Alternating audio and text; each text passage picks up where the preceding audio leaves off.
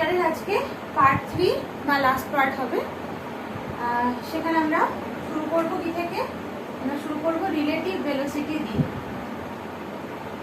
আচ্ছা, relative velocity সম্পর্কে আমাদের আইডিয়া আছে। আমরা জানি যে কোনো পরম বেগ বলে কিছু হতে পারে না, সমস্তটাই হচ্ছে রিলেটিভ। মানে আমার গতিবেগ কত সেটা আমি বলবো অন্য কারোর গতিবেগের তুলনায়। যেহেতু আমি এখন স্থির রয়েছি, এই বোর্ডটাও স্থির রয়েছে, তাহলে বোর্ডের রেসপেক্টে আমার ভেলোসিটি এখন 0। কিন্তু আমি যদি চলতে শুরু করতাম আর বোর্ডটা স্থির থাকতো, তাহলে আমার যে গতিবেগ সেখান থেকে বোর্ডের বেগ, যেটা বোর্ডের বেগ মানে এখানে 0ই হচ্ছে, তাহলে আমার গতিবেগ থেকে বোর্ডের গতিবেগ মাইনাস করে আমি রিলেটিভ ভেলোসিটি বা আপেক্ষিক বেগ বার করতাম। আচ্ছা, এইখানে এবারে রিলেটিভ ভেলোসিটি আমরা ওইটাই পড়বো, কিন্তু আরেকটু ম্যাথমেটিক্যালি আমরা জানবো। প্রথম কথা হচ্ছে আমরা কতগুলো কন্ডিশন দেখি। 1 নম্বর কন্ডিশনে আমি কি দেখছি? আমি দেখছি যে আমি যেদিকে যাচ্ছি, আমি আমার সাপেক্ষে যার ভেলোসিটি মাপতে চাইছি সেও ওই একই ডাইরেকশনে যাচ্ছে। আমি ইউ গতিবেগে যাচ্ছি, সে ভি গতিবেগে যাচ্ছে। ঠিক আছে, সেক্ষেত্রে খুব সিম্পল কি হবে, তার গতিবেগ থেকে আমার গতিবেগ মাইনাস করলেই আমার রেসপেক্টে তার গতিবেগ পেরিয়ে যাবে। এবার আমি যখন বলছি যে আমার রেসপেক্টে, তখন আমি হচ্ছে অবজারভার। ঠিক আছে, আমি লক্ষ্য করছি আমার রেসপেক্টে গতিবেগ, তাহলে আমার রেসপেক্টে তার গতিবেগ কত হবে? V minus you. আর এটা আমরা মোটামুটি বুঝে গেছি, আগের চ্যাপ্টার থেকেই বুঝে গেছি যে যখন আমরা কোনো কিছুর রেসপেক্টে গতিবেগটা বিচার করি, তখন যার রেসপেক্টে বিচার করি তার গতিবেগটা সবসময় কম থাকে, আর যার গতিবেগ বিচার করি তার গতিবেগটা বেশি থাকে, তবেই আমরা ভি মাইনাস ইউ করি। ঠিক আছে, এইবারে যদি আরেকটা কন্ডিশন হয় কি, যে আমি এটা সাপোজ এরকম ছিল যে আমি হেঁটে হেঁটে যাচ্ছি, আমার পাশে সাইকেল আরোহী যাচ্ছে, তাহলে তাই সেই সাইকেল আরোহীর গতিবেগ আমার তুলনায় আমার রেসপেক্টে কত? Relative velocity v minus u. এবার যদি উল্টো হয়, যে আমি হেঁটে হেঁটে যাচ্ছি, আমার উল্টো দিক থেকে একজন সাইকেল আরোহী আসছে, তাহলে এক্ষেত্রে কি, আমার গতিবেগটা এইদিকে, সাইকেল আরোহীর গতিবেগটা উল্টো দিকে। এবার সেক্ষেত্রে চলে আসবে একটা সাইনের ব্যাপার। সাইনের ব্যাপার কেন? যেহেতু ডাইরেকশনটা আলাদা হয়ে যাচ্ছে, একটাকে আমার পজিটিভ একটাকে নেগেটিভ ধরতে হবে।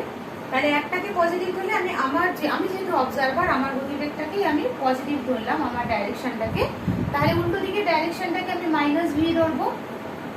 ঠিক আছে, সেক্ষেত্রে এবারে আমি যদি আমার রেসপেক্টে ওর গতিবেগ বার করতে চাই, তাহলে আবারও ওর গতিবেগ থেকে আমার গতিবেগটা মাইনাস করতে হবে। সেক্ষেত্রে সেই গতিবেগটা, আচ্ছা এখানে যে রিলেটিভ ভেলোসিটিটাকে আমরা ডাব্লিউ দিয়ে চিহ্নিত করছি, সেই ডাব্লিউটা কি হবে? W equal to minus v minus u. আমরা সাইনটাকে কিন্তু ইন্ট্যাক্ট রাখবো, যেহেতু আমরা সাইডটা উল্টো দিক হয়ে গেছে, সাইনটাকে ইন্ট্যাক্ট রাখবো, তাহলে এটা হয়ে যাচ্ছে মাইনাস ভি প্লাস ইউ। তাহলে ব্যাপারটা কি হচ্ছে, আমি কি দেখবো, সে উল্টো দিকে আমার দিকে যে ভেলোসিটি নিয়ে আসবে, আমি তাকে তার থেকে অনেক বেশি ভেলোসিটি নিয়ে আমার দিকে এগিয়ে আসতে দেখবো। এখানে এটা হয়ে যাচ্ছে মাইনাস ভি প্লাস ইউ। ঠিক আছে, এবং সেটা ডিপেন্ড করবে কতটা বেশি ভেলোসিটি নিয়ে এগোতে দেখবো, সেটা ডিপেন্ড করবে যে আমি কত ভেলোসিটি নিয়ে যাচ্ছি। ইউ এর ভ্যালু যত বেশি হবে, মাইনাস ভি প্লাস ইউ এর ভ্যালুও তত বেশি হবে। ঠিক আছে, আচ্ছা এইবারে যদি আমি ইন জেনারেল বলি যে দু ডাইরেকশনে যাচ্ছে, দুটো ডিফারেন্ট ডাইরেকশনে যাচ্ছে, এটা তো হলো একদম যে একই ডাইরেকশন, আর এটা হচ্ছে এক্সাক্ট অপোজিট ডাইরেকশন। এবার যদি ইন জেনারেল আমি বলি যে আমি এই ডাইরেকশনে যাচ্ছি, আর আরেকজন যাকে আমি অবজার্ভ করছি, দেখছি সে এই ডাইরেকশনে যাচ্ছে, আমার সঙ্গে আলফা কোণ করে সে যাচ্ছে। ঠিক আছে, সেক্ষেত্রে এবার আমি যখন বার করবো, তখন সব থেকে সহজ পদ্ধতি হচ্ছে আমরা ভেক্টর অ্যাডিশন এর রুলকে কনসিডার করা। ভেক্টর অ্যাডিশন মানে কি, আমার তার গতিবেগটা আমার গতিবেগের তুলনায় কত বেশি সেটা আমি তো হিসাব করব। আমি তখন কি করব, ভেক্টর অ্যাডিশন বলতে অ্যাকচুয়ালি আমরা এখানে ভেক্টর সাবট্রাকশন করব, কিন্তু আমরা জানি যে যে কোনো সাবট্রাকশন হচ্ছে মাইনাসকে অ্যাড করা, সুতরাং এটা হবে কি v minus v plus minus u. তাহলে এইটা হয়ে গেল আমার রেজাল্ট্যান্ট ভেলোসিটি। ঠিক আছে, রেজাল্ট্যান্ট ভেলোসিটি। এবার এই রেজাল্ট্যান্ট ভেলোসিটি ডাইরেকশনটা আমাকে দেখতে হবে কি হবে, এটা কি ভি প্লাস মাইনাস ইউ। তাহলে আমি ইউ এর ডাইরেকশনটা যদি এটা হয়, তাহলে আমি অপোজিট দিকে যাবো হচ্ছে মাইনাস ইউ এর ডাইরেকশনটা। তাহলে ভি প্লাস মাইনাস ইউ এর ডাইরেকশনটা কোন দিকে হবে আমরা জানি, সে প্যারালেলোগ্রাম সূত্র অনুসারে তার কর্ণ বরাবর ভি আর মাইনাস ইউ এর দিয়ে আমি যে প্যারালেলোগ্রামটা তৈরি করব, সামান্তরিকটা তৈরি করব, সেই সামান্তরিকের কর্ণ বরাবর কাজ করবে হচ্ছে ওই লব্ধি গতিবেগটা, ঠিক আছে। তাহলে এইটা হচ্ছে ভি প্লাস মাইনাস ইউ অথবা ভি মাইনাস ইউ এর ডাইরেকশন। এবারে আমাকে কি দেখতে হবে, এবারে আমাকে দেখতে হবে যে আমি যদি এর ইয়ে বার করতে চাই, এর যদি আমি ভ্যালু বার করতে চাই, মান বার করতে চাই, এটাকে আমি ডাব্লিউ বললাম। সেই ডাব্লিউ এর মান বার করতে গেলে আমি কি করব, আমাকে এই দুটো, যে আমি জানি যে যখন কোনো একটা লব্ধি বলের বা লব্ধি কোনো ভেক্টরে আমি যখন মান বার করি, তখন আমাকে যে দুটো ভেক্টরের লব্ধি বার করতে হয় তার মধ্যবর্তী অ্যাঙ্গেলটা দরকার হয়, ঠিক আছে।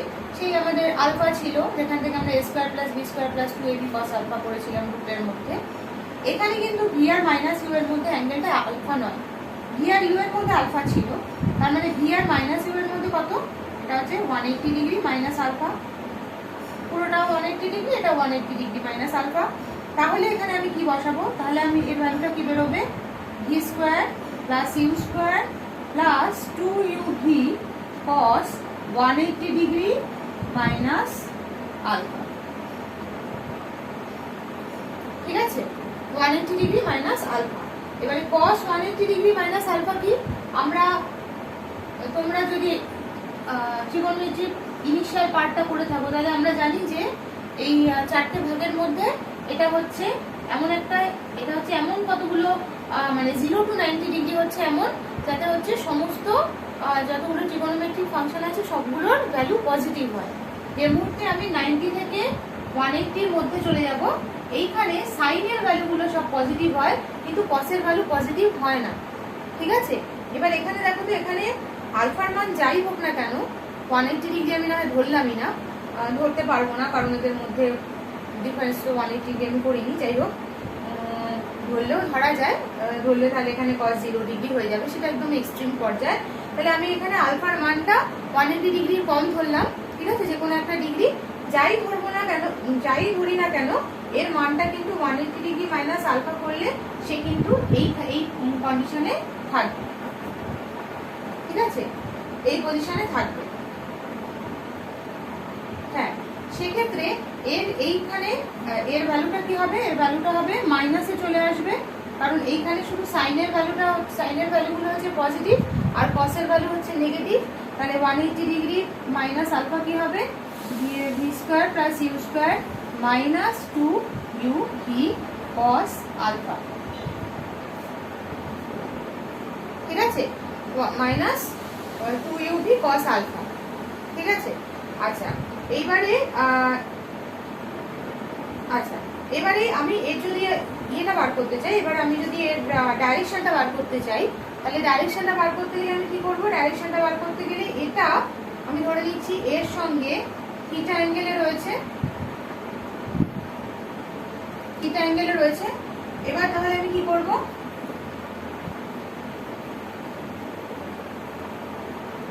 ডাইরেকশন বার করার যে নিয়মটা ছিল সেটা আমরা জানি, যে মোটামুটি মনে আছে যে tan থিটা ইকুয়াল টু কি হয়, b sin alpha plus a plus b cos alpha. কিন্তু আমাদের একটা জিনিস লক্ষ্য করতে হবে, যে তখন আমরা যখন a আর b ধরেছিলাম, a আর b ধরেছিলাম, আর তাদের রেজাল্ট্যান্টটা যদি এটা ধরেছিলাম, তখন রেজাল্ট্যান্টের সাথে a এর অ্যাঙ্গেলটা ধরেছিলাম থিটা। তাতে আমাদের tan থিটার ভ্যালুটা এসেছিল কি, tan থিটার ভ্যালুটা এসেছিল a plus b cos alpha নিচে, আর উপরে হচ্ছে b sin আলফা, এদের মধ্যে অ্যাঙ্গেলটা ছিল আলফা।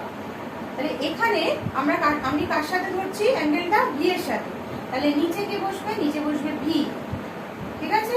এটা কি হবে, এটা হবে u, অ্যানালজিটা বোঝা গেল নিশ্চয়ই, এটা হবে u, এটা cos 180 ডিগ্রি মাইনাস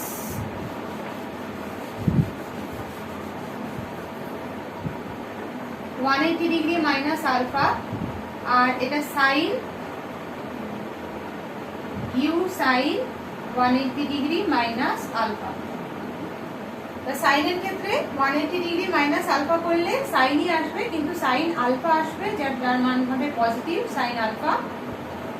আর এইখানে কি v minus u cos alpha, ঠিক আছে, কারণ সেই 180 ডিগ্রি মাইনাস আলফা করলে cos আলফাই আসবে, কিন্তু যেহেতু সেকেন্ড কোয়াড্রেন্টে পড়বে সেই জন্য এর ভ্যালুটা হয়ে যাবে মাইনাস, ঠিক আছে।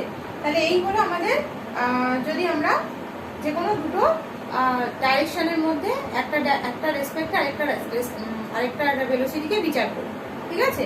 এবার যদি আমাকে এরকম বলতো যে আমাকে যেরকম ভাবেই বলুক না কেন আমি এই ছবিটাই আঁকতে পারবো, মানে আমি যার রেসপেক্টে ভেলোসিটিটা আঁকবো তাকে আমার মাইনাসে নিয়ে যেতে হবে, ঠিক আছে। এবারে কেউ এটা না করে উল্টা এরকমও আঁকতে পারে, সে হয়তো এখানে ইউ আঁকলো, এখানে ভি আঁকলো, ঠিক আছে, এখানে ভি আঁকলো, এটা হচ্ছে অবজারভারের ভেলোসিটি। সেক্ষেত্রে এই দিকে নিয়ে যেতে হবে, নিয়ে সেটাকে এখানে মাইনাস ইউ ধরতে হবে, ধরে তারপর ভি আর মাইনাস ইউ এর মাঝখানে অ্যাঙ্গেলটা 180 ডিগ্রি মাইনাস আলফা ধরে তারপরে ক্যালকুলেশনটা অ্যাজ ইট ইজ থাকবে, ঠিক আছে। এইবারে এটা হলো ভেলোসিটির ব্যাপার। এটা কোন ক্ষেত্রে হতে পারে, যেমন সাপোজ কোনো একটা ক্রসিং রয়েছে, কোনো একটা চৌমাথার মোড় রয়েছে, সেই চৌমাথার মোড় থেকে দুটো রাস্তা, মানে দুদিকে দুটো রাস্তা, উত্তর দিকে এক্সাক্ট উত্তর দিকে হয়তো নয়, এক্সাক্ট উত্তর দিকে না, উত্তর পূর্বে, ধরো উত্তর পূর্বে একটা রাস্তা চলে গেছে আর পূর্ব দিকে একটা রাস্তা চলে গেছে। তুমি উত্তর পূর্ব দিকে তুমি যাচ্ছ পূর্ব দিকটায় আর তোমার বন্ধু একটা গাড়ি করে যাচ্ছে উত্তর পূর্ব দিকটায়, ঠিক আছে। এবার তুমি যখন ওকে লক্ষ্য করবে, তুমি দেখবে যে ও তো এইরকম ডাইরেকশনে যাচ্ছে, কিন্তু তুমি ওকে দেখবে ও অ্যাজ ইফ তুমি যত যেতে থাকবে এগোতে থাকবে এবং ওর দিকে যদি তাকিয়ে থাকো তোমার মনে হবে যে ও এইরকম ডাইরেকশনে যাচ্ছে আসলে, ঠিক আছে। মানে যে ডাইরেকশনে ও যাওয়ার কথা, যে ডাইরেকশনে অ্যাকচুয়ালি যাচ্ছে সেই ডাইরেকশনে তুমি ওকে দেখতে পাবে না, তুমি ওকে ওর লব্ধি যেটা ভি মাইনাস ইউ ডাইরেকশন সেই ডাইরেকশনে দেখতে পাবে, যেতে দেখতে পাবে। এটাই হচ্ছে মেইন ব্যাপার। এবার হচ্ছে রিলেটিভ অ্যাক্সিলারেশন। রিলেটিভ অ্যাক্সিলারেশন বা আপেক্ষিক ত্বরণ। আপেক্ষিক ত্বরণ, আপেক্ষিক ত্বরণের ক্ষেত্রে কি হবে, আপেক্ষিক ত্বরণ ওই একই রকম। তার আগে আপেক্ষিক ত্বরণ বলার আগে একটা জিনিস বলে নেওয়া ভালো, যে যখন আমরা কোনো কিছু রেসপেক্টে বিচার করি, সাপোজ আমি যদি বলি হি এখানে পায়ের কাছে এ বি, তার মানে হচ্ছে আমি এটা বোঝাতে চাইছি যে এটা আমি একটা রিলেটিভ ভেলোসিটি বোঝাচ্ছি, কার রেসপেক্টে কার, বি এর ভেলোসিটি রেসপেক্টে এর ভেলোসিটি কত, সেই রিলেটিভ ভেলোসিটিটাকে আমি ভি এ বি দিয়ে বোঝাতে চাইছি, ঠিক আছে। এটা ইকুয়াল টু মানে হচ্ছে v a minus v b, তার মানে বি এর রেসপেক্টে এর ভেলোসিটি। সিমিলারলি এখানে যদি আমি এটা যে কোনো ভেক্টরের ক্ষেত্রেই সত্যি, আমি অ্যাক্সিলারেশন দিয়ে যদি বোঝাই, রিপ্লেস করে দিই, তাহলে অ্যাক্সিলারেশন বি এর সাপেক্ষে এর অ্যাক্সিলারেশন, বি এর সাপেক্ষে এর ত্বরণ আমি এ পায়ের কাছে এ বি দিয়ে প্রকাশ করব, ঠিক আছে। আর যদি বি এ লিখতাম তার মানে হতো কি, তার মানে হতো এ এর সাপেক্ষে বি এর ত্বরণ। অবভিয়াসলি বুঝতে পারছো যে তার মানে A A B is equal to minus A B, ঠিক আছে। আচ্ছা, এইবারে আমরা আসল জায়গায় আসি যে এখানে এই জিনিসটা কখন কাজে আসতে পারে, যে কখন আমি রিলেটিভ ত্বরণের কথা বলছি। যেমন সাপোজ তুমি একটা ট্রেনে করে যাচ্ছ এবং ট্রেনে করে যেতে যেতে ট্রেনের মধ্যে তুমি একটা বলকে ওপরে ছুঁড়লে, ঠিক আছে। এবার বলের অরিজিনালি বলের উপর কোন ত্বরণটা কাজ করছে, অভিকর্ষজ ত্বরণ, তাহলে ওর নিচের দিকে পড়ার কথা, ঠিক আছে। কিন্তু ট্রেনের সাপেক্ষে, ট্রেনেরও যেহেতু নিজস্ব একটা ত্বরণ আছে এবং সে তার সাপেক্ষে তার এটা আলাদা হবে, তার ত্বরণের তার পড়ার যে ডাইরেকশনটা, সেই ত্বরণের ডাইরেকশনটা আলাদা হবে, ঠিক আছে। কিরকম, যেমন এই দিকে হচ্ছে বলছি যে ট্রেনটা যাচ্ছে, আর এই দিকে হচ্ছে আমরা জানি যে সবসময় অভিকর্ষজ ত্বরণের মান একদম নিচের দিকে হয়, তাহলে এটা হচ্ছে জি এর মান, ঠিক আছে। এবার আমাকে কি বার করতে হবে, আমাকে বার করতে হবে জি মাইনাস এ, তাই তো। ট্রেনের সাপেক্ষে ওর যে ত্বরণ সেইটা বার করতে হবে, যেটাকে দেখবে তোমাদের বইতে জি ড্যাশ দিয়ে চিহ্নিত করা হয়েছে। তাহলে অটোমেটিক্যালি আগের ছবিটার মতোই, একদম ভেলোসিটির মতোই আমি কি করব, এখানে একটা মাইনাস এ আঁকবো, মাইনাস এর ডাইরেকশনটা আঁকবো। তারপরে কি করব, তারপরে এই জি আর মাইনাস এ এদের মধ্যবর্তী যে ইয়েটা কি বলে ডাইরেকশনটা আমাকে দেখাতে হবে, এদের লব্ধি ডাইরেকশনটা। এবার একটা জিনিস লক্ষ্য করে দেখো, এখানে কিন্তু এইটা লব্ধি ডাইরেকশন নয়, ঠিক আছে। কেন লব্ধি ডাইরেকশন নয়, কারণ এটা কিন্তু এইদিকে আসছে, আমাদের সামান্তরিক সূত্রে কি ছিল, একটা পয়েন্ট থেকে দুটো ভেক্টর যখন বেরিয়ে যাচ্ছে তখন তাদের লব্ধি বলটা এরকম হয়। ঠিক আছে, তাহলে এখানে কি করতে হবে, এটাকে আইদার আমি এটাকে আরেকবার নিচে আঁকতে পারি, দিয়ে একই ডাইরেকশনটা সেম থাকছে, শুধু আমি প্যারালেলোগ্রাম সূত্রটা প্রয়োগ করে সঠিক ত্বরণের ডাইরেকশনটা, রিলেটিভ ত্বরণের ডাইরেকশনটা দেখানোর জন্য আঁকার মাধ্যমে আমি এভাবে করতে পারি, অথবা আমি মাইনাস এটাকে ওপরে আঁকতে পারি।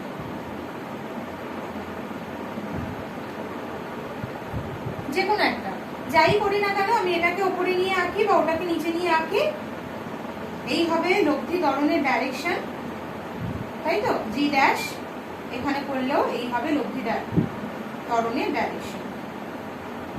ঠিক আছে, তাহলে যে কোনো একটা আমি উপরেরটা না হয় মুছে দিলাম।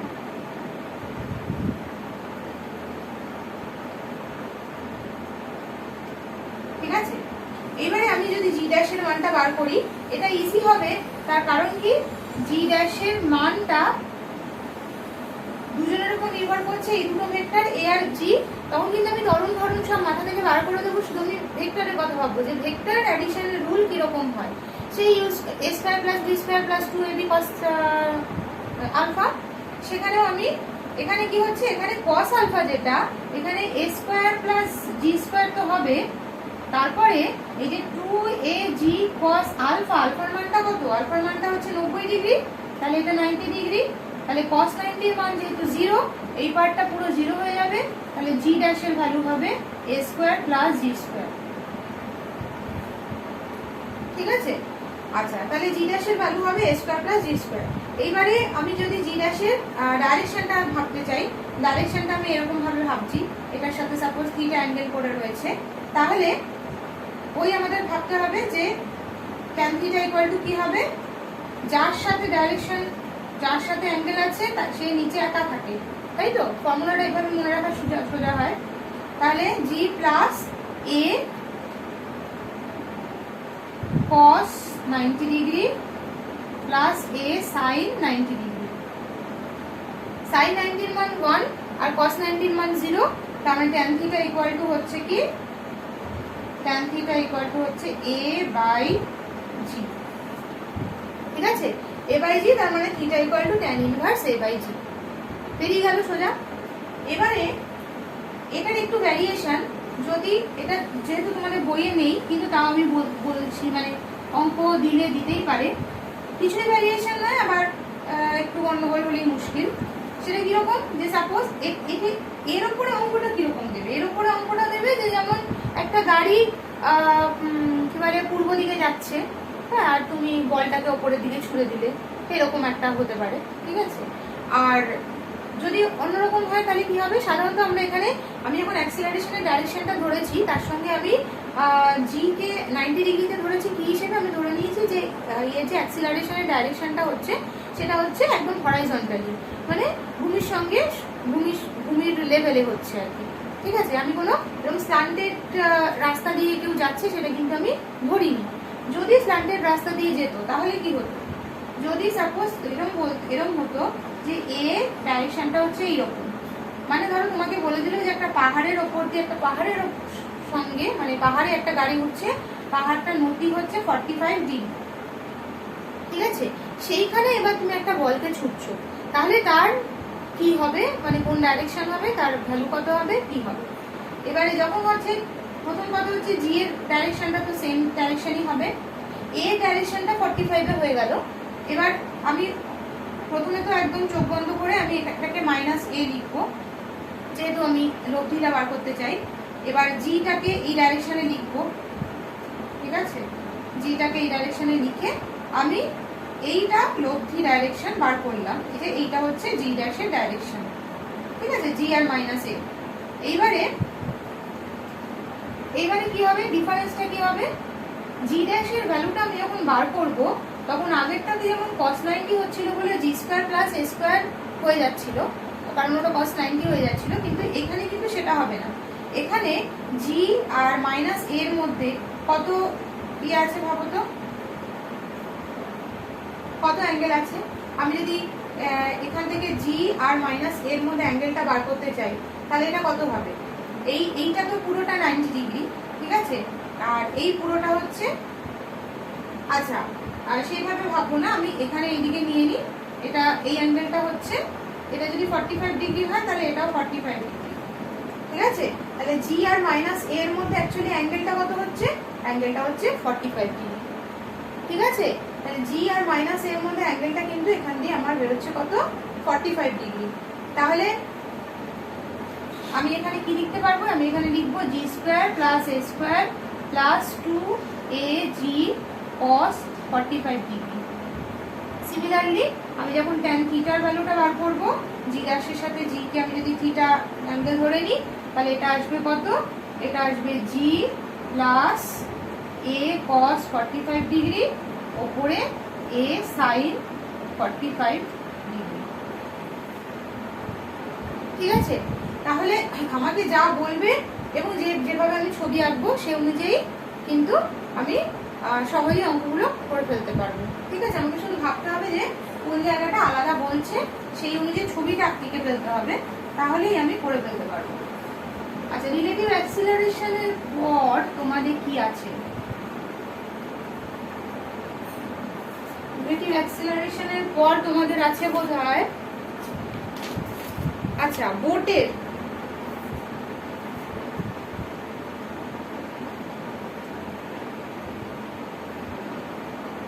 রিলেটিভ ভেলোসিটি বলা চলে, বোটের রিলেটিভ ভেলোসিটি। সেটা কি বলছে? যেমন একটা নদীর, সেই নদীর প্রবাহের গতিমুখ হচ্ছে এইদিকে, ঠিক আছে, গতিবেগের ডাইরেকশনটা হচ্ছে এইদিকে, এটাকে আমি ইউ ধরলাম। এবারে বোটটা প্রথম উদ্দেশ্যটা কি? আচ্ছা, প্রথম একটা জিনিস বোঝার যে যখন কোনো একটা বোট এর মধ্যে আমি যখন চালাতে চাইবো, তাহলে হচ্ছে যে আমি যদি কোনো গতিবেগ নাও দিই, তাও আমি একটা ডাইরেকশনে চলে যাব, সেটা হচ্ছে প্রবাহ যেদিকে নিয়ে যাচ্ছে সেই ডাইরেকশনে চলে যাবো। এবার যদি আমি প্রবাহের উল্টো দিকে চলতে চাই, তাহলে আমাকে যেটা করতে হবে সেটা হচ্ছে যে এর নদীর এদিকে যতটা গতিবেগ, তার থেকে বেশি গতিবেগে উল্টো দিকে বোটটাকে চালাতে হবে, নৌকাটাকে চালাতে হবে, তবেই আমি উল্টো দিকে এগোতে পারবো, না হলে নয়। আরেকটা কি, আমি যদি এখান থেকে চলা শুরু করে, আমি আমার উদ্দেশ্য হয় নদীটাকে পার করা, নদীটার এপার থেকে ওপারে যাওয়া আমার যদি উদ্দেশ্য হয়, তাহলে আমি যদি একদম সোজা চলতে শুরু করি ওই পয়েন্টে পৌঁছাবো বলে, বি পয়েন্টে পৌঁছাবো বলে এ থেকে, তাহলে কিন্তু আমি কোনোদিনই বি পয়েন্টে পৌঁছাতে পারবো না। তার কারণ কি? তার কারণ আমার গতিবেগ যেহেতু এইদিকে হবে, আর নদীর স্রোতের গতিবেগ যেহেতু এইদিকে, আমাদের লক্ষ্মী গতিবেগটা হবে এইরকম ডাইরেকশনে, সুতরাং আমি এইরকম একটা পজিশন সি পয়েন্টে গিয়ে পৌঁছবো, ঠিক আছে। এবারে যদি এটা হচ্ছে যে তুমি, এবারে তুমি যদি এই গতিবেগে যাও, সেটা একটা হতে পারে। আরেকটা হতে পারে যে তুমি যদি সেই কম্প্রোমাইজটা করে নাও যে ঠিক আছে, আমি এখান থেকে ওইখানে যেতে চাই, আমি সব থেকে কম টাইমে যেতে চাই, তাহলে আমি এই উল্টো দিকে পুরো একদম আড়াআড়ি চলতে শুরু করব। চলতে শুরু করলে আমি সব থেকে কম সময় এইখানে গিয়ে পৌঁছে যাব। কেন সব থেকে কম সময়? কারণ আমি যখন এইভাবে যাচ্ছি, তখন আমি আমার পুরো ভেলোসিটি নিয়ে, মানে বোটটার ম্যাক্সিমাম যতটা গতিবেগ নিতে চাই ততটা গতিবেগ আমি এর মধ্যে খাটাতে পারছি।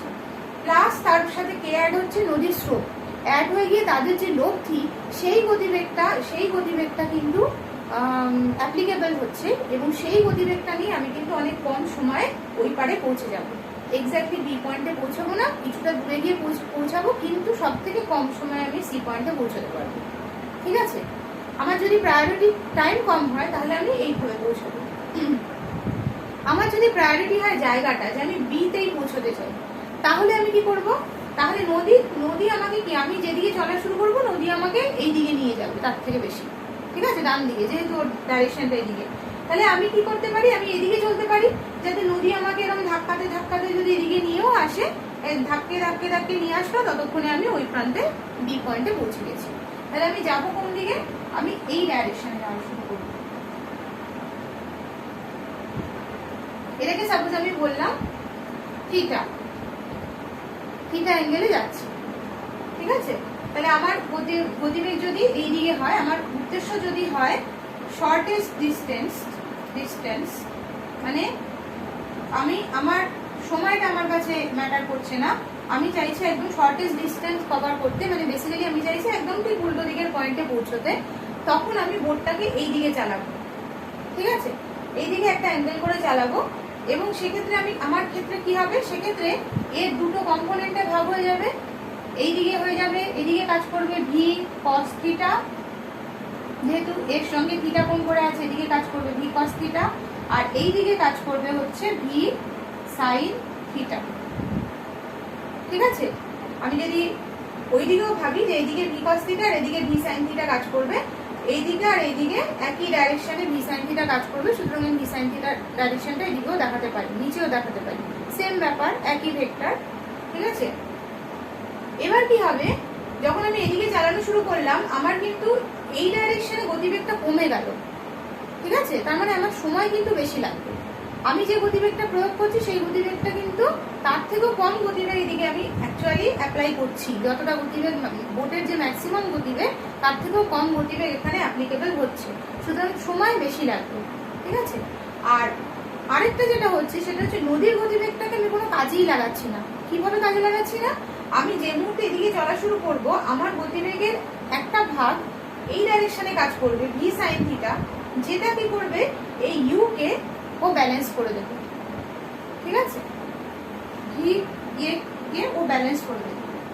এবারে আমি কিন্তু ওটাই চাইছি, আমি ইউ কে ব্যালেন্স করতে চাইছি। কেন ব্যালেন্স করতে চাইছি, কারণ ইউ কে যতক্ষণ না আমি ব্যালেন্স করব, নদীর স্রোতকে যতক্ষণ আমি ব্যালেন্স করব উল্টো দিকে একটা গতিবেগ দিয়ে, ততক্ষণ আমি ডাইরেক্ট ওইখানে পৌঁছতে পারবো না, আমাকে নদী খালি ওদিকে নিয়ে চলে যাবে।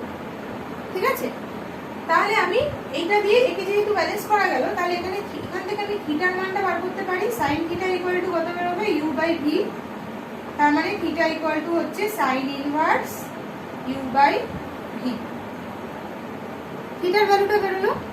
এবার যদি আমাকে কেউ বলে যে তাহলে সময় কতটা লাগলো এবার বার করো, তাহলে সময় কিভাবে বার করবো, এদিকে যদি এর যদি দৈর্ঘ্যটা মানে নদীর কতটা চওড়া সেটা যদি এল হয়, তাহলে কতটুকু সময় লাগলো, সময় ইকুয়াল টু হবে হচ্ছে l by v cos theta. ঠিক আছে, l by v cos theta. আচ্ছা, এইবারে হচ্ছে আমাকে যদি কেউ চায় যে আচ্ছা আর কি বার করতে দিতে পারে, আর কিছু বার করার আছে, এমনিতে তো আমাদের মোটামুটি যেটা জানার সেটা হয়ে গেছে যে আমরা কতটা সময় লাগছে এবং কতটা আমাদের। আচ্ছা, এবারে এখানে যেটা হচ্ছে সেটা হচ্ছে যে লব্ধিটা এখানে কতটা কাজ হচ্ছে, সেইটা আমাকে যদি কেউ প্রশ্ন করে যে কত পরিমাণ, তাহলে ভি আর ইউ এর মধ্যে অ্যাঙ্গেল অনুসারে কত পরিমাণ তাহলে কাজ হলো, মানে তার লব্ধিটা অ্যাকচুয়ালি তাহলে কোন দিকে কাজ করলো এবং লব্ধির বেগটা কত, এটা তো আমি টেকনিক্যালি আমি বুঝলাম যে কি হচ্ছে ব্যাপারটা। এবার হচ্ছে লব্ধির মানটা কত হবে, তো লব্ধি আমরা ডাব্লিউ ইকুয়াল টু ডাব্লিউর মানটা বার করবো। ডাব্লিউর মান বার করতে গেলে ভি আর ইউকে নিতে হবে এবং তাদের মধ্যবর্তী কোণকে নিতে হবে। মধ্যবর্তী কোণ কত, 90 ডিগ্রি প্লাস থিটা, এতটা 90 ডিগ্রি প্লাস থিটা, এটা হচ্ছে মধ্যবর্তী কোণ। এবার তাহলে আমি v square plus you square plus 2uv plus 2uv cos 90 degree plus theta করলাম। এবার আমরা সবাই জানি কি 90 ডিগ্রি ত্রিকোণমিতি অনুসারে 90 ডিগ্রি প্লাস সামথিং হওয়া মানে কি হয়, কসটা সাইন হয়ে যায়, তাই তো, এবং আগে একটা মাইনাস সাইন আসে, তাহলে v square plus you square minus 2uv minus 2uv sine theta. ঠিক আছে, এবার সাইন থিটার মান কত যেন ছিল, সাইন থিটার মান আগে বেরিয়েছিল ইউ বাই ভি, তাহলে আমি এখানে ইউ বাই ভি বসিয়ে দিই, ইউ বাই ভি, সেক্ষেত্রে ভি কেটে গেল, তাহলে এখানে কত আসছে, v square plus you square minus 2u square, তার মানে হচ্ছে root over v square minus u square. তাহলে হচ্ছে এটা হচ্ছে লব্ধির মান, যে বেগ নিয়ে আমি অ্যাকচুয়ালি চলছি। ঠিক আছে, যখন আমি এই অ্যাঙ্গেল করে যাওয়া শুরু করছি। হলো? আচ্ছা, এইবারে এটা তো গেল যখন আমি শর্টেজ ডিস্টেন্স কভার করতে চাইছি। এবার যদি হয় আমি শর্টেজ টাইমে পৌঁছতে চাই, তাহলে প্রথমেই শুরুতে কি বললাম যে তখন আমি চেষ্টা করবো কি যে নদীর গতিবেগটাকেও যাতে আমি কাজে লাগাতে পারি, মানে এখানে যেমন v square minus u square করে দিচ্ছি আমি, ঠিক আছে, সেইখানে আমি চাইবো কি যে নদীর গতিবেগটাকেও যাতে কাজে লাগানো যায়। তাহলে আমার এখন উদ্দেশ্য হচ্ছে শর্টেজ টাইমে পৌঁছানো। আমি কেয়ার করছি না যে আমি কোন পয়েন্টে পৌঁছচ্ছি, আমি শর্টেজ টাইমে পৌঁছতে চাইছি। তার জন্য আমি কি করব, আমি এইদিকে যদি ইউ এর গতিবেগ হয় আমি এইদিকে চলা শুরু করব, নদী অটোমেটিক্যালি এইদিকে ডাব্লিউ এর ভ্যালুটা কাজ করবে। ঠিক আছে, তাহলে এদিকে ডাব্লিউ এর ভ্যালুটা কাজ করবে। এবার আমার যেহেতু হ্যাঁ এই ডাইরেকশনটা, এবার কতটুকু আমি পৌঁছবো, এটা সাপোজ আমি এ বি সি নাম দিলাম, তাহলে আমি সাপোজ করছি যে এই ডাইরেকশনে চলা শুরু করলে আমি গিয়ে এসি রাস্তা কভার করার পরে আমি গিয়ে সি বিন্দুতে পৌঁছবো। ঠিক আছে, বি বিন্দুতে না পৌঁছে আমি সি বিন্দুতে পৌঁছবো। তাহলে আমার সময় কতটা লাগবে, আমার সময় ইকুয়াল টু লাগবে কত, এসি বাই ডাব্লিউ। ঠিক আছে, এসি বাই ডাব্লিউ মানেই হচ্ছে l by v, AB by v. ঠিক আছে, এবি বাই ভি। তার কারণ কি, আমার এইটুকু আমি যদি আমার ভি কাজ করতো, কোনো নদীর স্রোত না থাকতো, নদী যদি একদম স্রোতহীন থাকতো, তাহলে তো আমি যে গতিবেগটা নিয়ে চলা শুরু করেছিলাম সেই গতিবেগেই আমি পৌঁছে যেতাম, তাই না? তাহলে এটা কেন হচ্ছে, ডাব্লিউটা কেন আসছে, কারণ স্রোতের গতিবেগটা আছে বলে। ঠিক আছে, সুতরাং এই ডিস্টেন্সটা পৌঁছতে আমার যতটা সময় লাগবে, এই ডিস্টেন্সটা পৌঁছতেও আমার ততটাই সময় লাগবে। তাহলে টি ইকুয়াল টু কি হচ্ছে, এবি বাই ভি। তাহলে এবার তোমাদের একবার কিন্তু মনে হতে পারে যে এখানে তাহলে ভি কাজ হচ্ছে, তাহলে আগেরটাতেও তো আমি এই ডাইরেকশনে চললে যদি ভি অ্যাক্ট করতো, তাহলে তো আমি শর্টেজ টাইম ওখানেও পেতাম। সেখানে পেতাম না, কেন বলো তো, কারণ ওখানে কিন্তু ভিটা পুরো কাজ করেনি, ওখানে ভি এর একটা কম্পোনেন্ট ভি কস থিটা কাজ করেছে। ঠিক আছে, ওই জন্য ওখানে শর্টেজ টাইমটা হচ্ছে না। T equal to AC by W R equal to হচ্ছে এবি বাই ভি। এবারে আরেকটা যেটা তোমাদের দেওয়া আছে সেটা কি, যে কতটুকু আমি সরলাম। ঠিক আছে, কতটুকু সরলাম। এবার এই অ্যাঙ্গেলটাকে আমি সাপোজ ধরে নিলাম, এই অ্যাঙ্গেলটাকে আলফা ধরে নিলাম। তাহলে এখান থেকে আমি কি বলতে পারি যে এটা যদি ট্যান আলফা হয়, তাহলে ট্যান আলফা মানে হচ্ছে এবি বাই বিসি। ঠিক আছে, তাহলে আমি যদি বিসি এর ভ্যালুটা বার করতে চাই, বিসি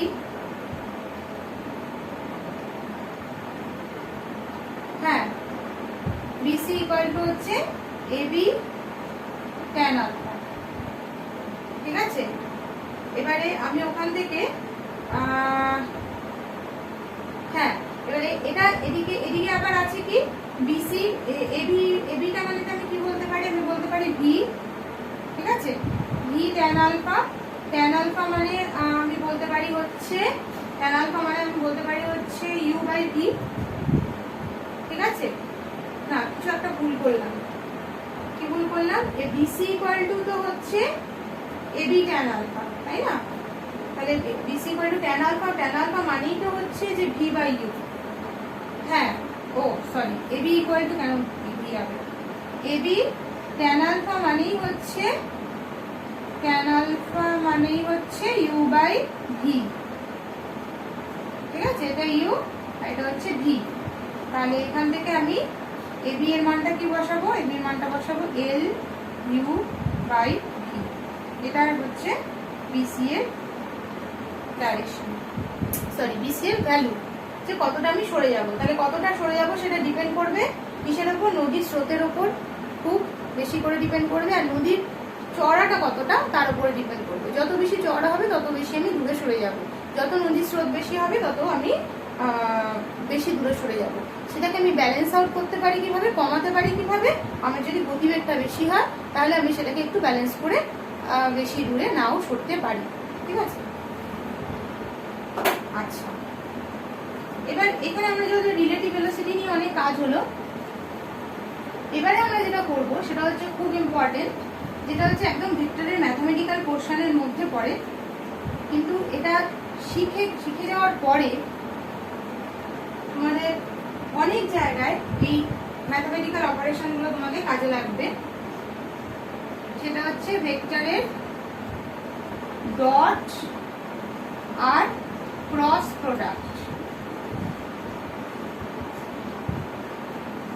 ঠিক আছে, স্কেলারের এক ধরনেরই প্রোডাক্ট হয়, কারণ স্কেলার গুণ করলে আমি সবসময় স্কেলার পাই, কিন্তু ভেক্টর আর ভেক্টর গুণ করলে সবসময় আমরা ভেক্টর পাই না। ভেক্টর আর ভেক্টর গুণ করলে আমরা অনেক সময় স্কেলারও পাই। ঠিক আছে, তার সব থেকে ইজি উদাহরণ হচ্ছে যে বল গুণ সরণ, বল আর সরণ দুটো ভেক্টর আসে, কিন্তু বল গুণ সরণ করলে আমরা পাই কার্য, যেটা হচ্ছে এই বল এবং সরণ দুটোই হচ্ছে ভেক্টর রাশি, কিন্তু এদেরকে গুণ করলে আমরা যেটা পাই সেটা কার্য, সেটা কিন্তু স্কেলার রাশি। ঠিক আছে, আবার ক্রস প্রোডাক্ট কি, আমরা এরকম প্রচুর উদাহরণ রয়েছে। যেমন সব থেকে সহজে মনে পড়ে কি, যে আমরা যদি অ্যাঙ্গুলার ভেলোসিটি নিই, কৌণিক বেগ, সেই কৌণিক বেগ এবং অ্যাঙ্গেলের ডাইরেকশনটা নিলে পরে সেখান থেকে ওই দুটোকে গুণ করলে পরে আমরা তার যে সরল রৈখিক বেগ যেটা, সেই রৈখিক বেগের ডাইরেকশনটা পাই। মানে কোনো একটা হয়তো এরকম একটা কক্ষপথ বরাবর ঘুরছে, তাহলে তার কৌণিক বেগ এবং তার যে অ্যাঙ্গেল, সে অ্যাঙ্গেল দুটো মধ্যে আমি যদি গুণ করি, তাহলে কিন্তু আমরা পাই হচ্ছে তার লিনিয়ার ভেলোসিটি। ঠিক আছে, এবারে সেখান থেকে আমরা তাহলে ক্রস প্রোডাক্টেও আমরা ক্রস প্রোডাক্টটা কখন করি, ক্রস প্রোডাক্ট হচ্ছে যখন দুটো ভেক্টরকে গুণ করে আমি একটা ভেক্টর পাচ্ছি। আর ডট প্রোডাক্ট কখন, যখন দুটো ভেক্টরকে গুণ করে একটা স্কেলার রাশি পাচ্ছি। সঠিকভাবে বললে স্কেলার রাশি পাওয়ার জন্য আমরা যখন দুটো ভেক্টরকে গুণ করি তখন সেটা হচ্ছে ডট প্রোডাক্ট। আর যখন আমরা জানি যে আনসারটা, যখন আমরা ঠিক জানি না, হয়তো দুটো ভেক্টর আমরা পেলাম, সেই ভেক্টরের ডাইরেকশন পেলাম, পেয়ে দুটো ভেক্টরকে আমি যখন গুণ করতে বসলাম, তখন দেখলাম যে ভেক্টর দুটো ডট প্রোডাক্ট করে তার যে কি বলবো, তার যে বৈশিষ্ট্য আছে সেই অনুযায়ী সে কিন্তু একটা ভেক্টরকেই প্রডিউস করবে। সেক্ষেত্রে হচ্ছে তাদের মধ্যে ক্রস প্রোডাক্ট করলে আমরা তাদের মধ্যে ক্রস প্রোডাক্ট করলে যে ভেক্টরটাকে সে প্রডিউস করলো সেই ভেক্টরের ডাইরেকশন পাবো এবং ভ্যালু পাবো। ঠিক আছে, আর ডট প্রোডাক্টের ক্ষেত্রে আমরা দেখবো যেহেতু স্কেলার রাশি আসছে, শুধু মানটাই ইম্পর্টেন্ট হয়ে যাচ্ছে, ডাইরেকশনটা আমরা দেখাই, কিন্তু ডাইরেকশনটা ওই আপ অ্যান্ড ডাউন ওই ধরনের ডাইরেকশন নয়, কোনো ভেক্টরের ডাইরেকশন নয়, ওটা হচ্ছে যে আলটিমেটলি ওই বলটার বা ইয়ের ডাইরেকশনটা কোন দিকে কাজ করছে তার উপর। ঠিক আছে, আচ্ছা, তাহলে এখানে ভেক্টরের ডট প্রোডাক্ট করতে গেলে আমি যেমন সাপোজ এ আর বি দুটো ডট প্রোডাক্ট করছি, দুটো ভেক্টর রয়েছে, আমি প্রথম কথা যেটা বলতে হবে, আচ্ছা এ আর বি যদি দুটো ভেক্টর আসি আর তাদের মধ্যে যখন ডট প্রোডাক্ট করা হয় তখন যেটা পাওয়া যায় সেটা হচ্ছে এ এর মডিউলাস, ঠিক আছে, গুণ বি এর মডিউলাস মান ইন্টু কস থিটা। এই থিটাটা হচ্ছে তাদের মধ্যবর্তী কোণ। ঠিক আছে, এই থিটার মানটা কিন্তু আমরা পেয়ে যাই। থিটার মানটা কিভাবে পাবো, উল্টে যদি আমি থিটার মানটা পাবো এ ডট বি বাই এ। ঠিক আছে, এইখানে এই cos থিটা যেটা, এই থিটাটাই কিন্তু এটা কিন্তু কোনো ডাইরেকশন নয়, এটা কি হচ্ছে, এটা হচ্ছে যে ওই দুটো ভেক্টর কত অ্যাঙ্গেলে কাজ করছে সেইটা আমরা বার করছি। এই দুটো ভেক্টর কত অ্যাঙ্গেলে কাজ করছে সেইটা আমরা বার করছি। ঠিক আছে, এইবারে তোমাদের মনে হতে পারে যে তাহলে উপরে আর নিচে তো সেমই ভ্যালু আসবে না। কি করে আসবে না, আমি সাপোজ এ এর মানটা বলছি, এর মান এ কে আমি বললাম একটা ভেক্টর রাশি দিয়ে চিহ্নিত করলাম। যখনই কোনো ভেক্টর রাশিকে আমরা চিহ্নিত করবো এখন থেকে আমরা সবসময় 3 ডাইমেনশনালে I cap J cap K cap দিয়ে চিহ্নিত করবো। তাহলে সাপোজ এটা 2i cap plus 3j cap plus 5k cap, আর বি হচ্ছে 4i cap plus 5j cap plus 6k cap. ঠিক আছে। এবার যখন আমি a ডট b করব, যেটা আমি এখানে বসাবো cos থিটার ভ্যালুটা বার করার জন্য, a ডট b যেটা হচ্ছে ডট প্রোডাক্ট, সেটা কিভাবে করব?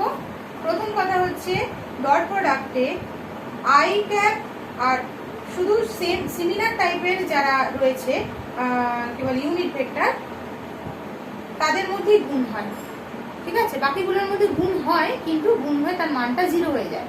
যেমন কি আই ক্যাপ আর I cap dot I cap, মানে এখানে কি হচ্ছে সংখ্যাগুলোর মধ্যে আলাদা করে গুণ করলে তুমি 4 দুগুণে 8 করে, এবারে এদের মধ্যে আলাদা করে ডট প্রোডাক্ট হবে, কারণ এরা দুজন vector, unit vector.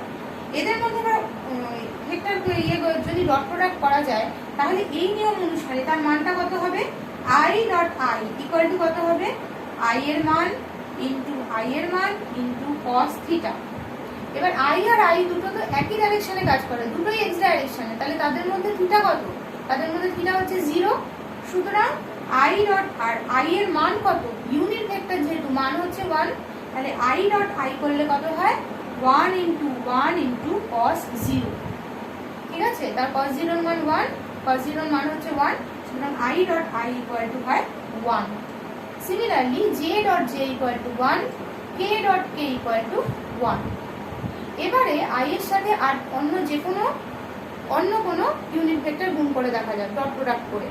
I dot J, ঠিক আছে, আই এর ভ্যালু 1 আসবে, জে এর ভ্যালু 1 আসবে, ঠিক আছে, কিন্তু তাদের মধ্যবর্তী কোণটা কত? আই হচ্ছে এক্স ডাইরেকশনে আর জে হচ্ছে ওয়াই ডাইরেকশনে, দুটোর মধ্যবর্তী কোণ হচ্ছে 90 ডিগ্রি, তাহলে cos 90 কত হবে? 0 হবে। ঠিক আছে, তাহলে I dot I cap dot J cap equal to কত হবে? 1 ইন্টু 1 ইন্টু cos 90 মানে 0। Similarly I dot K cap করলেও 0 আসবে, জে ডট কে ক্যাপ করলেও 0 আসবে, কে ডট আই ক্যাপ করলেও 0 আসবে। ঠিক আছে, তার মানে কি যখনই দুটো আলাদা ইউনিট ভেক্টরের মধ্যে গুণ হচ্ছে, ডট প্রোডাক্ট হচ্ছে, তখনই কিন্তু তাদের ভ্যালুটা আসে 0। সেই জন্য 2 গুণ 5 করলে 10 আসবে ঠিকই, কিন্তু সেটা আমার লেখার কোনো প্রয়োজন নেই, কারণ আমি জানি যে তার সাথে আমি যে লিখবো আই ডট জে, সেই আই ডট জে এর ভ্যালুটা আসবে 0। তাহলে এটা আমি লিখবো না, আর প্রথমটা আমি লিখবো 8 আই ডট আই একটা লিখলাম, তা লেখার কোনো প্রয়োজন নেই, আমি জাস্ট এমনি লিখলাম। পরেরটা কি হবে? পরেরটা আসবে 0, 5 দুগুণে 10 আই ডট জে মানে 0, তারপরেরটাও আসবে 0, 6 দুগুণে 12 আই ডট কে মানে 0। এবারে এর সাথে 3 জনকে গুণ করবো, 3 4 12, কিন্তু আই ডট জে হবে কি 0, সুতরাং এখানেও আসবে 0। তারপরেরটা 3 5 15, আর এখানে আসবে J cap dot J cap, যার ভ্যালু আলটিমেটলি 1 আসবে। আচ্ছা, তারপরে কি হবে? তারপরে হচ্ছে 3 6 18, 3 6 18, 18 হচ্ছে J cap dot K cap, যার ভ্যালু আসবে 0, সুতরাং 18 লেখারও দরকার নেই, এটা হবে 0। তারপরে কি 5 কে ক্যাপ দিয়ে 3টাকে গুণ করব। বুঝে গেল কি হচ্ছে? একদম সেই যেরকম আমরা a plus B plus C into A B plus C plus D হলে কি হয়, এ দিয়ে প্রথমে প্রত্যেকটাকে গুণ করি, তারপর বি দিয়ে প্রত্যেকটাকে গুণ করি, সি দিয়ে প্রত্যেকটাকে গুণ করি, এখানেও এক্স্যাক্টলি তাই হচ্ছে, প্লাসগুলো মাঝখানে মাঝখানে বসে যাচ্ছে। আচ্ছা, এখানে 3 4 5 20, কিন্তু লিখবো না, কারণ কে ডট আই হবে 0। 5 5 25, কিন্তু লিখবো না, কারণ জে ডট কে হবে 0। 5 6 30, লিখবো, কারণ কে ডট কে 0 হবে না, কে ডট কে এর মান হবে 1। তাহলে এখানে অ্যাকচুয়ালি কত হলো? 8 প্লাস 15 প্লাস 30, কারণ হচ্ছে আই ডট আই এর মান 1, জে ডট জে এর মান 1, কে ডট কে এর মান 1। তাহলে আলটিমেটলি আমার আসলো কত? এখানে 45 আর 8 53। তাহলে এখানে এমন একটা ভ্যালু আসলো যে ভ্যালুটা কিন্তু আমার একটা স্কেলার রাশি, মানে এদেরকে ডট প্রোডাক্ট করে আমার স্কেলারই আসলো। এবারে আমি যদি এখান থেকে আসি, যে আমি যদি cos থিটার ভ্যালুটা বার করি, তাহলে কিরকম হবে? এই এ আর বি নিয়েই আমি সাপোজ করছি, মুছে যদিও দিলাম,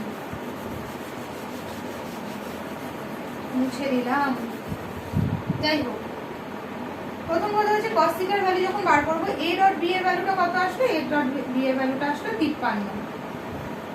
এবার মড এটা কি হবে, মড এর ভ্যালু কি হয়, mod root over a1 square plus a2 square plus a3 square. আমার এক্স্যাক্টলি মনে নেই কি কি ছিল। আমি a1 কোনটা ছিল, a1 মানে ছিল যেটা 2i cap plus 3j cap plus 5k cap suppose লিখেছি, তাহলে এটা a1, এটা a2, এটা a3, তাই তো? এদের প্রত্যেকের স্কয়ারের রুট করে, স্কয়ারকে যোগ করে রুট করলে আমি এর মডুলাসটা পাই। তাহলে 2 square plus 3 square plus 5 square, ঠিক আছে? এবার মড বি, মড বিটা কি হবে, ওই একই রকম ভাবে বি এর ভ্যালু কত দিয়েছিলাম আমার মনে নেই। সাপোজ যদি আমি এটা 5i plus 6j plus 7k থেকে থাকে, তাহলে b1 কত 5, b2 6, b3 7, তাহলে b1 square plus b2 square plus b3 square, তার মানে 5 square plus 6 square plus 7 square, ঠিক আছে? এইবারে আমি এখান থেকে যা ভ্যালু বেরোবে বার করে সেখান থেকে আমি cos থিটার ভ্যালুটা বার করব। মানে থিটার cos থিটার ভ্যালুটা যে বেরিয়ে যাবে তখন থিটার মান, বা আমি একবারে theta equal to cos inverse a dot b by mod a into mod b সেটা করতে পারি, করে আমি একবারে থিটার ভ্যালুটা বার করে ফেলতে পারি, ঠিক আছে? তাহলে এইটা গেল হচ্ছে ডট প্রোডাক্ট। তাহলে ডট প্রোডাক্টে আমরা কি দুটো ভেক্টরকে গুণ করে, দুটো ভেক্টর রাশিকে গুণ করে যখন আমরা একটা স্কেলার রাশি পাই তখন আমরা ডট প্রোডাক্টকে ইউজ করি। এবং ডট প্রোডাক্টের মাধ্যমে আমরা কি কি বার করতে পারি, আমরা প্রথমত হচ্ছে যে তাদের মধ্যবর্তী যে কোণটা রয়েছে, ডট প্রোডাক্টের মানটা যদি আমরা জেনে যাই তাহলে তাদের মধ্যবর্তী কোণটাও আমরা বার করে ফেলতে পারবো, ঠিক আছে? আচ্ছা, আরেকটা এবার যেটা আসছি সেটা হচ্ছে ক্রস প্রোডাক্ট। ক্রস প্রোডাক্টে কি হয়, যখন আমি দুখানা a1 a2 a3 k cap আর b equal to b1 i cap plus b2 j cap plus b3 k cap, a1 a2 a3 b1 b2 b3 কে একটা সংখ্যা ভেবে নেব, ঠিক আছে? এবারে যখন আমি এদের মধ্যে ক্রস প্রোডাক্ট করব, ক্রস প্রোডাক্টের ইয়েটা হচ্ছে a ডট b যেরকম ab cos থিটা, আমি একবারে মড a আর মড b কে একবার জাস্ট শুধু a আর b লিখেছি, মাথায় কোনো অ্যারো দিইনি, মানেই হচ্ছে এমনি এরা। a ক্রস b হচ্ছে a cross b equal to হবে হচ্ছে ab sin থিটা পাশে n ক্যাপ। এই যে n ক্যাপ, এই n ক্যাপটা হচ্ছে একটা ইউনিট ভেক্টর, সে কার ডিরেকশনে কাজ করে, সেটা হচ্ছে দুটো ভেক্টরকে আমি যখন ক্রস প্রোডাক্ট করছি ওরা আরেকটা ভেক্টর পাচ্ছি, সেই ভেক্টরের ডাইরেকশনে এটা হচ্ছে ইউনিট ভেক্টর, ঠিক আছে? আচ্ছা, এবারে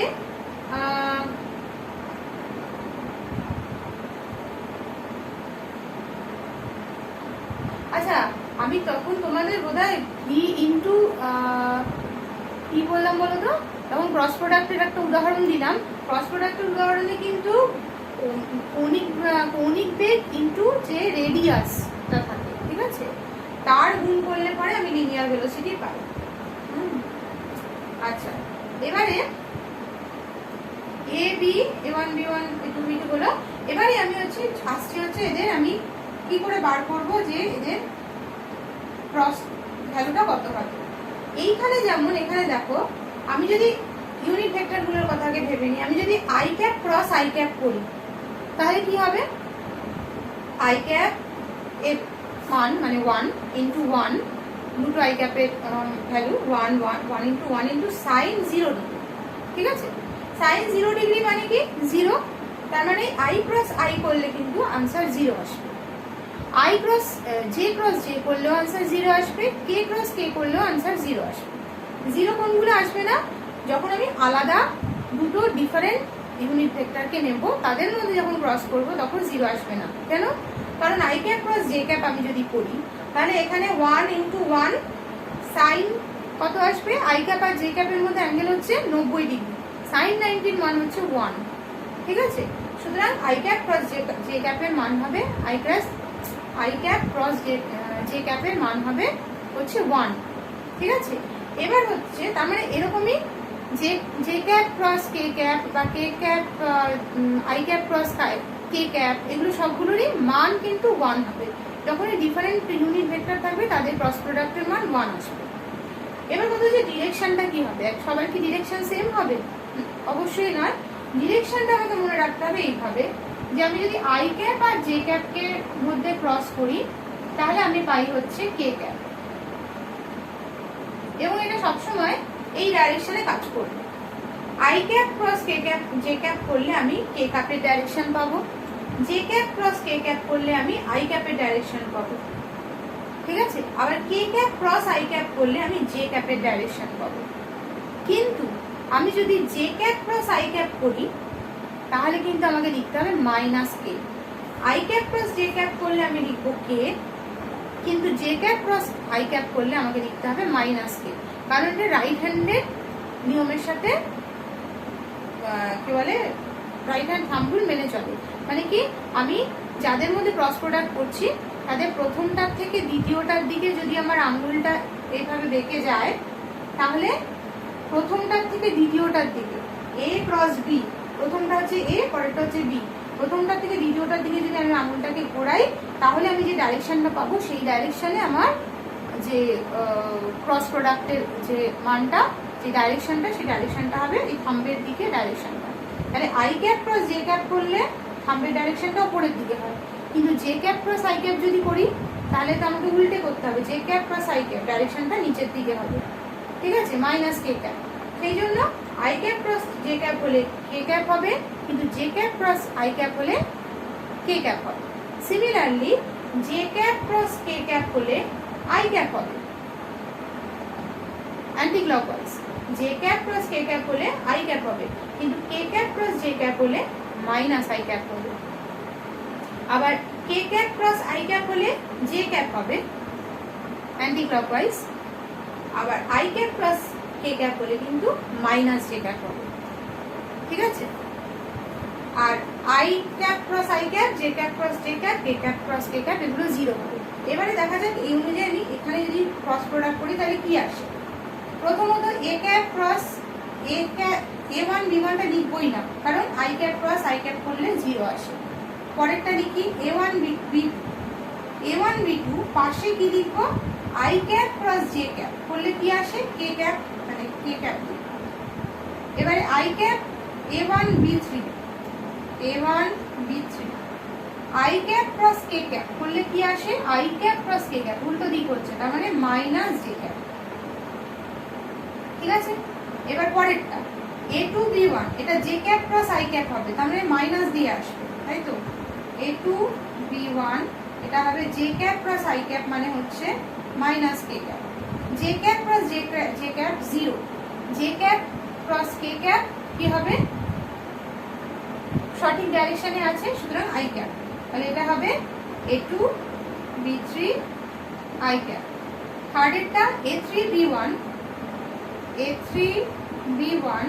কে cap cross I cap, K cap cross I cap proper ডাইরেকশনে রয়েছে, তাহলে জে ক্যাপ, ঠিক আছে।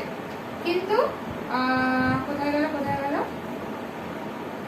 হ্যাঁ a3 b2 করলে কি হবে, কে ক্যাপ ক্রস জে ক্যাপ, উল্টো ডাইরেকশন হচ্ছে, তার মানে মাইনাস আই ক্যাপ, তাহলে minus a3 b2 I cap, ঠিক আছে। At the end of the day সবসময় মনে রাখতে হবে যে ক্রস করলে, দুখানে যখন ক্রস করা হচ্ছে, তিনটে আসবে আই ক্যাপ দিয়ে, দুটো আসবে আই ক্যাপ দিয়ে, যে দুটো আসবে জে ক্যাপ দিয়ে, দুটো আসবে কে ক্যাপ দিয়ে। এর একটু ভুল হলে বুঝবে কিছু ভুল হয়েছে। আর এটাও দেখবে যে আই ক্যাপের একটা প্লাস থাকবে, একটা মাইনাস থাকবে, জে ক্যাপের একটা প্লাস একটা মাইনাস আসবে, কে ক্যাপেরও একটা প্লাস একটা মাইনাস আসবে, ঠিক আছে। মানে মোট 3টে মাইনাস আসবে, 3টে প্লাস আসবে, কিন্তু প্রত্যেকটা কে ক্যাপের একটা প্লাস একটা মাইনাস, জে ক্যাপের একটা প্লাস একটা মাইনাস, তারপরে আই ক্যাপের একটা প্লাস একটা মাইনাস।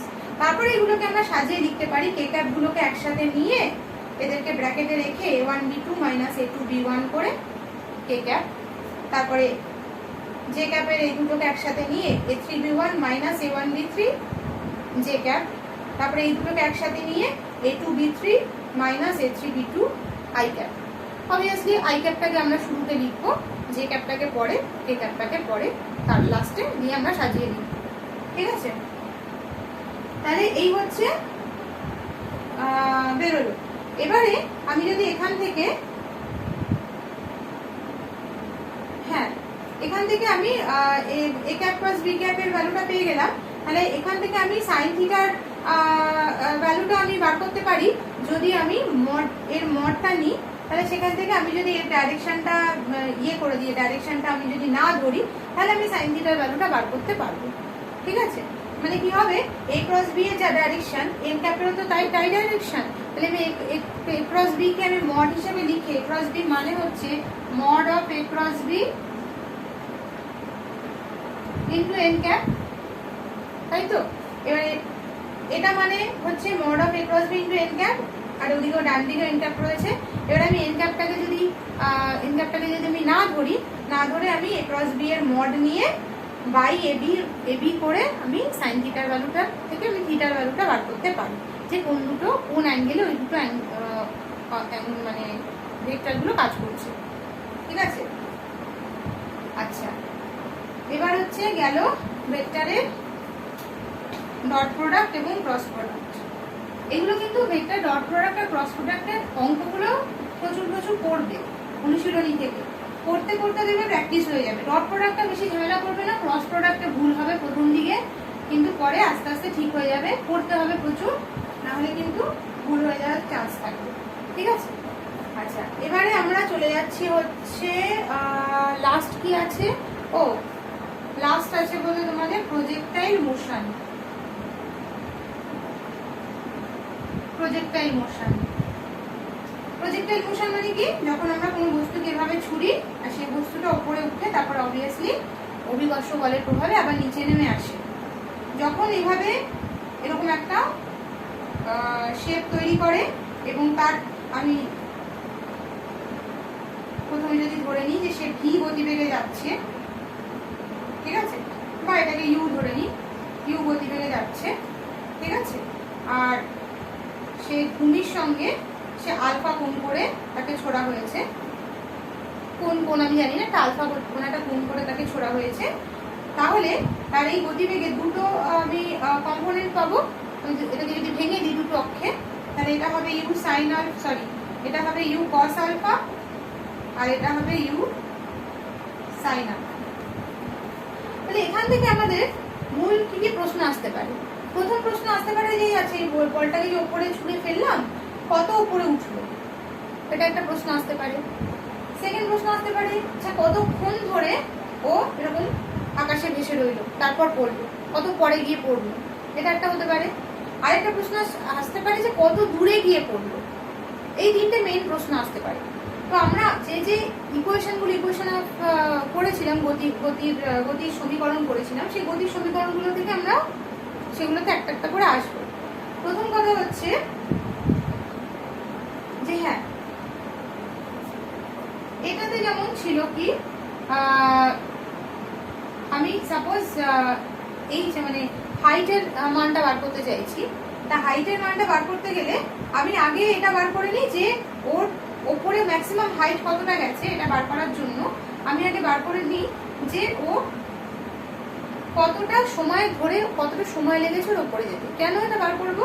তার কারণ আমি মনে আছে নিশ্চয়ই এস ইজিক্যাল টু ছিল UT plus half AT square. তাহলে এখানে যদি এস থাকে আমি এইচ দিয়ে চেঞ্জ করে দিই, যেহেতু ওপরের দিকে আমি হিসাব করছি, H is equal to UT plus half AT square. তাহলে এখানে তো লাগবে কি, এ তো আমি জানি জি, ইউটাও আমি জানি যে ওপরের দিকে কোন ভেলোসিটিটা কাজ করছে, ইউ সাইন আলফাটা আমি জানি। তাহলে আমার টিটা বার করতে হবে যে কতক্ষণ ধরে সে ওপরে গেছে।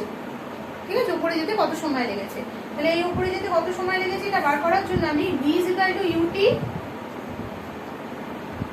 V is equal to U plus AT, এই ফর্মুলাটা ইউজ করব।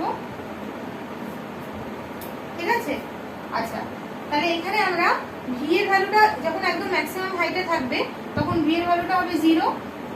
ঠিক আছে, আর ইনিশিয়ালি তার উপরের দিকে কত গতিবেগ, U sine alpha, U cos alpha কিন্তু সামনের দিকে কাজ করছে, ওপরে তার উপরের দিকে যাওয়ার ক্ষেত্রে তার কোনো ভূমিকা নেই, ইউ কস আলফার কোনো ভূমিকা নেই, ইউ সেক্ষেত্রে শুধু ইউ সাইন আলফার ভূমিকা। তাহলে এখানে আমি ইউ এর জায়গায় লিখবো ইউ সাইন আলফা মাইনাস জি টি। মাইনাসটা কেন?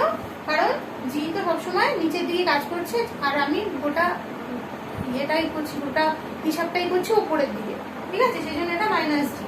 তাহলে এখানে হলো কি, এখানে হচ্ছে টি এর ভ্যালুটা কত বেরোলো, U sine alpha by G. তার মানে ওপরে যেতে তার সময় লেগেছে হচ্ছে ইউ সাইন আলফা, ঠিক আছে। এবার আমরা হিসাব করে নিই একবারে যে ওপর থেকে নিচে আসতে কতটুকু সময় লেগেছে। ওপর থেকে যখন নিচে আসবে তখন কি হবে, যখন ওপরে যাচ্ছিল তখন ইনিশিয়াল গতিবেগ ছিল, ফাইনাল গতিবেগ ছিল 0। যখন ওপর থেকে নিচে নেমে আসবে তখন কি হবে, তখন ফাইনাল গতিবেগ থাকবে ইউ সাইন আলফা, ঠিক আছে। কারণ যে গতিবেগ আমি ছাড়বো সেই গতিবেগেই সে এসে পড়বে। আর ইনিশিয়াল গতিবেগ যেটা, তখন আমি ইনিশিয়াল গতিবেগ সেকেন্ড সমীকরণের জন্য ইনিশিয়াল গতিবেগ কোনটাকে ধরবো, এই পয়েন্টে তার যে গতিবেগটা ছিল যেখান থেকে ও পড়ছে তখনকার বেগটা, যেটা 0, ঠিক আছে।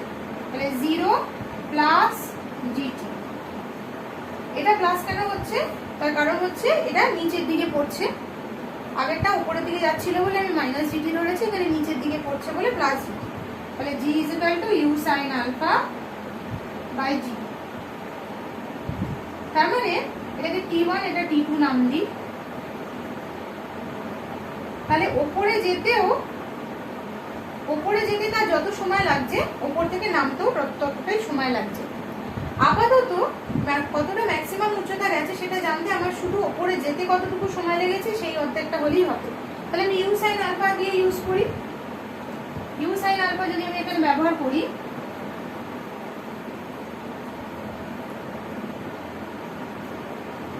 ইউ হচ্ছে U sine alpha into T এর জায়গায় লিখবো কি,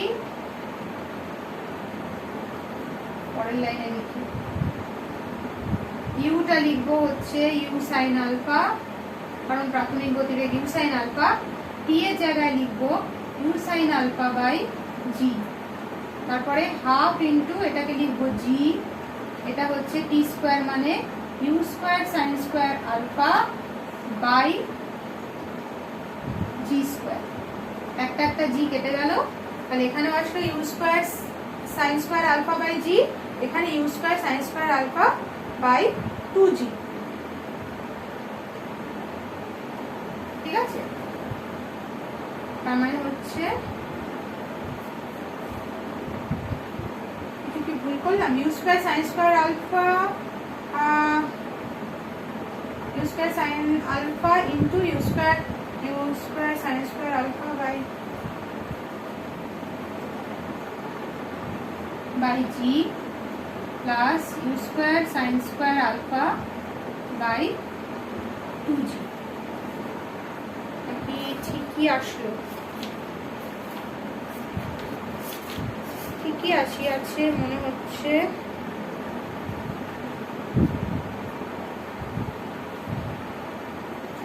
আচ্ছা, এখানে তো অন্য ধরে করেছে তোমাদের, যে যেটা ধরেই করুক তোমাদের ওই B square is equal to U square minus 2fs ওটা ধরে করেছে।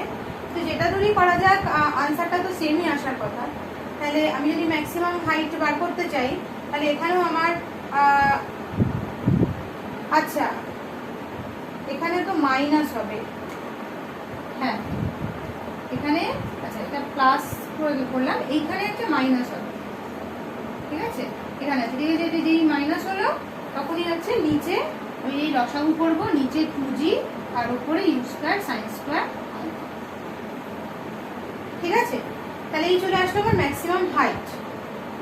তাহলে আমি ম্যাক্সিমাম টাইম অফ ফ্লাইট, কতটুকু সময় লাগলো উপরে যেতে, কতটুকু সময় লাগলো নিচে নামতে, কতটা সময় উড়েছিল, সেটা কত হবে T1 প্লাস T2 মানে 2u sign alpha by G বেরিয়ে গেল। এবার হচ্ছে যে তার মানে কতটা ও ডিস্টেন্স গেছে, ঠিক আছে, কতটা ডিস্টেন্স গেছে এটা যদি বার করি, কতটা ডিস্টেন্স গেছে সেটা বার করার জন্য আমি কিন্তু ইউ সাইন আলফা এই কম্পোনেন্টটা কাজে লাগবে না, তার কারণ হচ্ছে ইউ সাইন আলফা ওকে শুধু ওপরে তুলতে পেরেছে, ওকে শুধু ওপরে তুলতে পেরেছে হচ্ছে ইউ সাইন আলফা, তার ওকে সামনে নিয়ে যাওয়ার কাজটা কিন্তু করছে, এগিয়ে নিয়ে যাওয়ার কাজটা করছে হচ্ছে ইউ কস আলফা। ঠিক আছে, তাহলে সেক্ষেত্রে তার আমি কোন ভেলোসিটিটা নেব, আমি নেব ইউ কস আলফা। এবং এই ইউ কস আলফাটা কিন্তু নির্দিষ্ট, এর ভ্যালুটা কোনো চেঞ্জ হওয়ার নেই, কারণ এদিকে কোনো অ্যাক্সিলারেশন কিছু কাজ করছে না। অ্যাক্সিলারেশন যা কাজ করছে ওই নিচের দিকে অ্যাক্সিলারেশন কাজ করছে, সুতরাং যখন উপরে যাচ্ছে নিচে নামছে তখন ত্বরণ বা অভিকর্ষজ ত্বরণের ভ্যালুটা কাছে লাগছে, এইখানে কিন্তু ওর সমবেগে রয়েছে। সুতরাং ও কতটা দূরত্বে যাচ্ছে রেঞ্জ, সেক্ষেত্রে আমি শুধু ওই ইউনিফর্ম ভেলোসিটিতে সমবেগে যাওয়া কোনো বস্তুর ক্ষেত্রে যেভাবে বার করি কত দূরত্ব গেছে সেটা কি গতিবেগ ইন্টু সময়, সেটা করে আমি বার করতে পারবো ইউ কস আলফা ইন্টু সময়। এবার সময়টা কতটা, সময় হচ্ছে total time of flight. Total time of flight কত বেরোলো, একটু আগে আমরা বার করলাম 2 U sine alpha by G. T1 বেরিয়েছিল U sine alpha by G, T2 বেরোলো U sine alpha by G, তাহলে দুটোকে যোগ করলে পরে টোটাল টাইম অফ ফ্লাইট হচ্ছে 2 U sine alpha by G. তাহলে এবার উপরে কত আসলো, উপরে আসলো হচ্ছে U sine 2 alpha by G. এটা কোন ফর্মুলাটা, এটা হচ্ছে ওই যে sine 2 alpha sine 2 theta equal to 2 sine theta cos theta, এই ফর্মুলাটা ব্যবহার করে কিন্তু এখানে উল্টোভাবে ব্যবহার করে 2 সাইন আলফা কস আলফার জায়গায় আমরা লিখে দিলাম সাইন 2 আলফা। ঠিক আছে, আচ্ছা এইবারে তাহলে এই হলো প্রজেক্টাইল মোশনের মোটামুটি বিষয়। আরেকটা যেটা আছে সেটা কি, যে প্রজেক্টাইল মোশনের লোকাস বার করা। লোকাসটা কি, লোকাস হচ্ছে যে তখন ওটাতে লোকাস বার করার ক্ষেত্রে সময়ের কোনো ভূমিকা নেই। লোকাস বার করা হচ্ছে যে সে কতটুকু এগোতে এগোতে কতটুকু ওপরে গেছে, সোজা কথা, মানে এক্স এর উপর ওয়াই কিরম ভাবে ডিপেন্ডেন্ট, মানে কতদূর দূরত্বে গেলে কতটা ওপরে উঠছে, এইটা হচ্ছে লোকাস। ঠিক আছে, তাহলে আমি যখন লোকাস বার করছি, লোকাস বার করার ক্ষেত্রে আমি প্রথমত ওই এটা ইউজ করি, y ইকুয়াল টু হচ্ছে ut plus half at square. ঠিক আছে, আচ্ছা এইবারে ইউটা কি, ইউ হচ্ছে ইউ সাইন আলফা। ইউটাকে আমি ইউ সাইন আলফা কেন ধরছি, কারণ আমি এখানে y এর ডাইরেকশনটা দেখছি, সেই জন্য ইউ সাইন আলফা। ঠিক আছে, আচ্ছা এবারে টি এর ভ্যালুটা কি লিখবো, টি হচ্ছে কিন্তু কোনো টোটাল টাইম নয় এখানে, এটা হচ্ছে যে কোনো একটা পয়েন্ট। এই পয়েন্টে এক্স এর সাথে ওয়াই এর কি সম্পর্ক, মানে যে কোনো একটা পয়েন্টে এক্স এর সাথে কত দূর এগোতে এগোতে ওয়াইটা কতটা চেঞ্জ হচ্ছে।